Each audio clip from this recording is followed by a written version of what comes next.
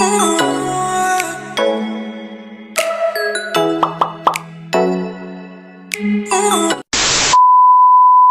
siang semuanya. Siang. Baik, terima kasih dalam kesempatan ini kita akan membahas tentang laporan bisnis tahunan yang akan disampaikan oleh Bapak Iqbal selaku Direktur Kemdikbud Group. Kepadanya saya persilakan.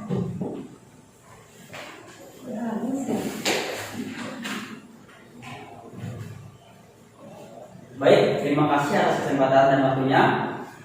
Sebelum kita membahas laporan bisnis tahunan, di sini kita akan membahas terlebih dahulu mengenai profil singkat perusahaan. Di mana nama perusahaan ini yaitu Kemdikbud. Kemdikbud adalah perusahaan yang bergerak di bidang restoran dan bar, yang berdiri pertama kali pada tahun 2015. Produk yang dijual yaitu berupa makanan, minuman, serta entertainment yang eksekutif yang menyediakan live music setiap harinya untuk memanjakan para pelanggan yang datang agar para pelanggan dapat menikmati makanan dan hidangannya dengan sangat nikmat. Kemudian perusahaan atau Kemdikbud ini berdiri pada tanggal 4 Desember 2015. Dapat dilihat di sini adalah dasar hukum pendiriannya. Kemudian ada pemegang saham, domisilinya yaitu yang beralamatkan di Jakarta, dan keutamaan dalam nomor 10 RW 013 dan RT 003 Krukut Taman Sari Jakarta Barat DKI Jakarta. Untuk telepon dapat dilihat di sini dan emailnya. Next. Kemudian di sini ada visi dan misi Kemdikbud. Visi Kemdikbud yaitu menjadi perusahaan di bidang food and beverage yang kokoh dan terpercaya berdasarkan keunggulan makanan, minuman, serta entertainment yang eksklusif. Kemudian untuk menunjang misinya, di sini kami mempunyai 3 misi. Yang pertama, mengembangkan pertumbuhan cabang outlet Kemdikbud di seluruh Indonesia agar semua wilayah Indonesia dapat merasakan Kemdikbud ini. Yang kedua yaitu berpartisipasi aktif dalam mendorong pertumbuhan lapangan pekerjaan Indonesia. Ini berkesinambungan dengan nomor 1, di mana kami ingin membuka cabang di berbagai wilayah agar bisa menyerap tenaga kerja di wilayah tersebut. Yang ketiga yaitu turut menjaga dan melestarikan kultur unik Holy Wings. Next. Selanjutnya ada laporan manajemen. Di sini kita akan membahas tentang laporan manajemen. Yang pertama laporan dari Direktur Restoran, saya sendiri. Pada tahun 2021 di masa pandemi Covid-19 ini merupakan periode yang sangat-sangat menantang bagi kami para manajer. Namun kami semua berhasil melalui dengan sangat-sangat baik, dan manajer dapat menangani tantangan kasus Covid-19 ini dengan sangat rasa simpati yang tinggi, ketangkasan serta tekad yang kuat dalam mengembangkan usaha ini. Yang pertama ada kinerja operasional pada tahun 2021. Kinerja ini yaitu perusahaan Kemdikbud sama seperti restoran lainnya, di mana kami mengawali tahun 2021 ini dengan sangat optimis, tetapi sama seperti perusahaan restoran yang lainnya, banyak usaha yang mengalami kesulitan di tahun ini.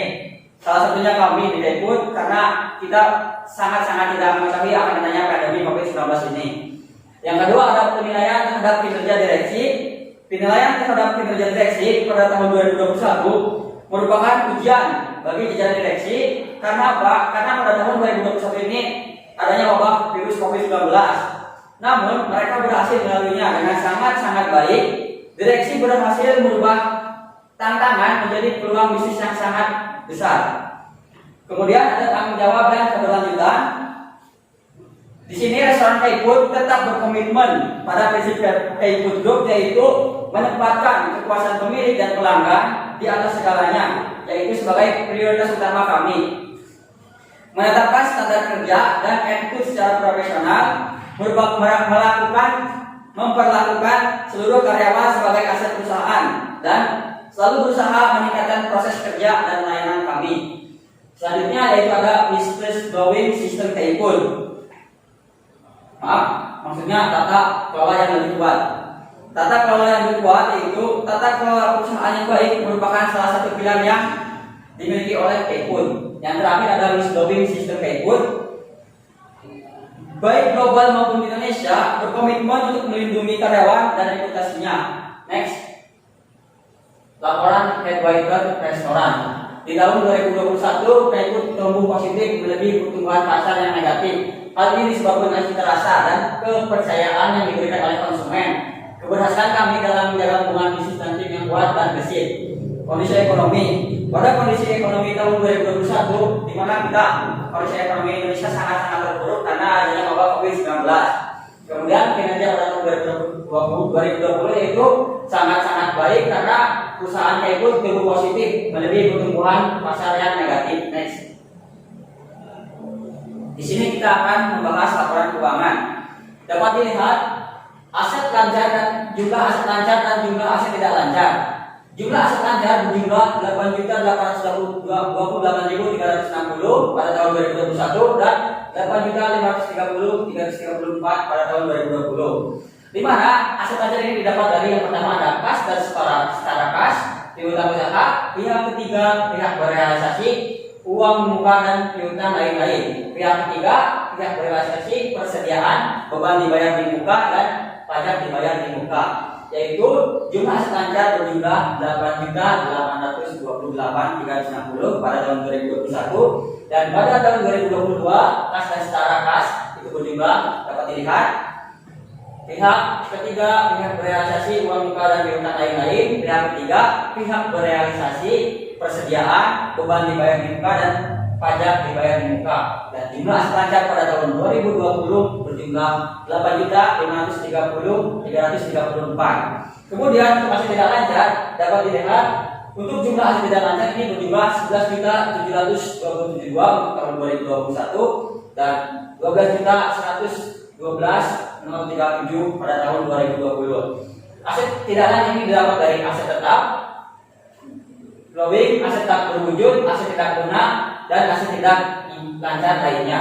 Jadi jumlah seluruh total aset yaitu yang dimiliki oleh Kaywood berjumlah 20.534.632 pada tahun 2021 dan pada tahun 2020 berjumlah 20.649.37. Next.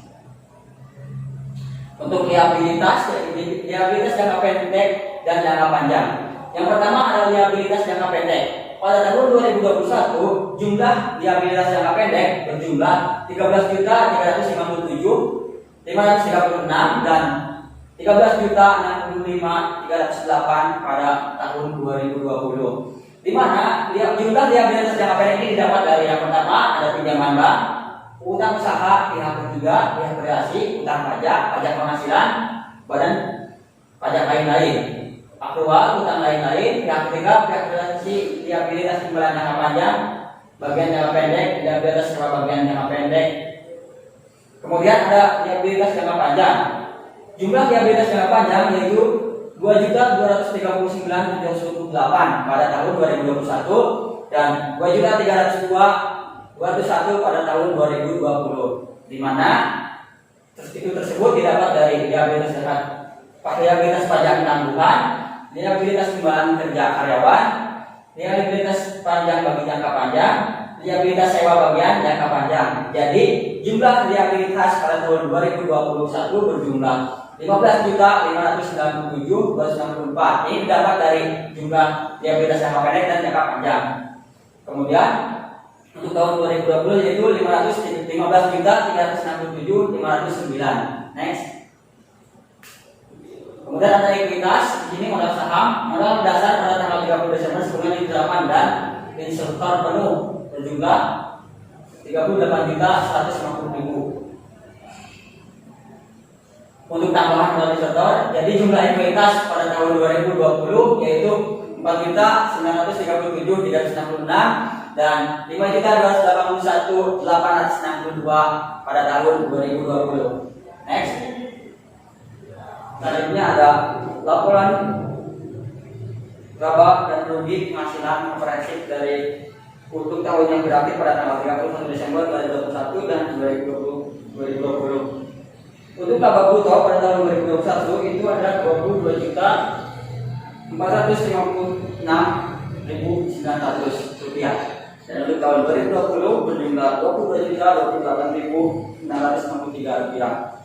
Di mana laba bruto itu didapat dari penjualan bersih dan harga pokok penjualan.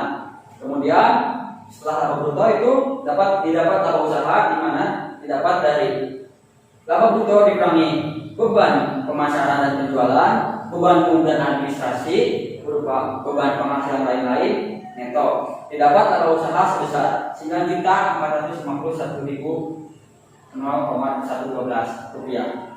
Kemudian setelah laba usaha itu didapat laba sebelum pajak penghasilan, di mana ini didapat dari laba usaha dikurangi penghasilan keuangan dikurangi biaya keuangan sebesar 9.206.669. Kemudian selanjutnya adalah laba bersih. Laba ini didapat dari laba sebelum pajak penghasilan dikurangi beban pajak penghasilan. Laba berjumlah 7.165.368.000 rupiah. Selanjutnya ada penghasilan komprehensif lain, yaitu berjumlah 7.056.666 rupiah. Laba per saham dasar dinyatakan dalam nilai rupiah, yaitu berjumlah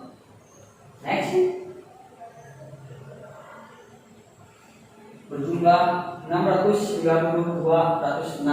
Kita lihat. Kemudian next. Nah, di sini kita dapat kas catatan kas pada awal tahun 2021 dan 2022, yaitu berjumlah 844.76 pada tahun 2021 dan 626.469 pada tahun 2020. Ini dapat dari arus kas dari aktivitas pendanaan dan arus kas rasio yang digunakan aktivitas pendanaan, kenaikan bersih kas dan setara kas, dampak perubahan kas terhadap kas, dan dampak perubahan kurs terhadap kas dan setara kas dan setara kas pada awal tahun. Sekian laporan awal pertahunan pada kesempatan kali ini. Mohon maaf atas segala kekurangan. Saya akhiri. Selamat siang.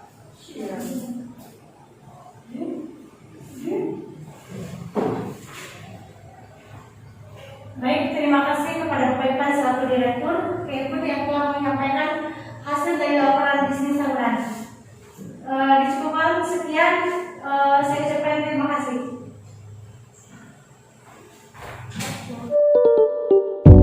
It's 5:50 something and I feel so empty inside.